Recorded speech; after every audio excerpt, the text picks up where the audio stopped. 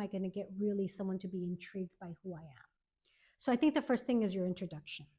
I think the second thing is really, for some people, is building that brand story that consistently tells people who you are, and the experience that you bring, and sort of what your mission is, and what your value is, and what your goals are, and being able to use that in various different instances. When you're at a meeting, what's the best way to tell part of your story? When you are networking with people that help you get to your goal, when you're interviewing for a job, for example. But also, I think there are people that are also doing this online, right? How do you portray yourself in a certain way on LinkedIn, right?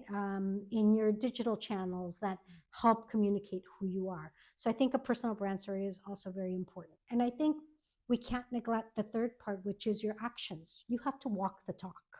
It's just like a product brand or a company brand. You're going to believe and trust in your brand if you live up to what you're saying. Mm-hmm. So if I say I'm this person that does X, Y, Z, and this is the value that I bring, but then I turn around and I don't act that way, and I don't deliver in that way, and my work doesn't demonstrate everything I say you do, then there's a disconnect there.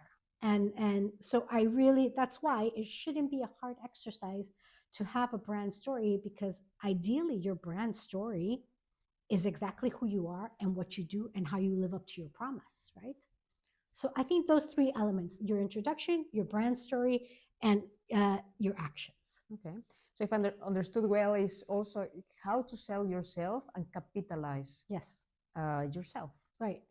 Who you truly are, not a character that you build up precisely, like, because of course that will be exhausting. Yes. And hard to keep up. And I think the end result will be like you lose the trust of your relationships. But basically, how to capitalize opportunities on selling yourself. Exactly. Right? Exactly. And can you walk us through the method a little bit of who do you work with? What are the benefits that you have seen in these kind of personalities, people, business people, cooperative people?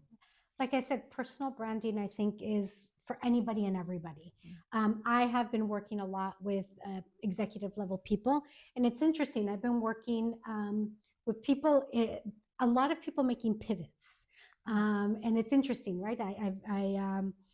The way I've been doing marketing communications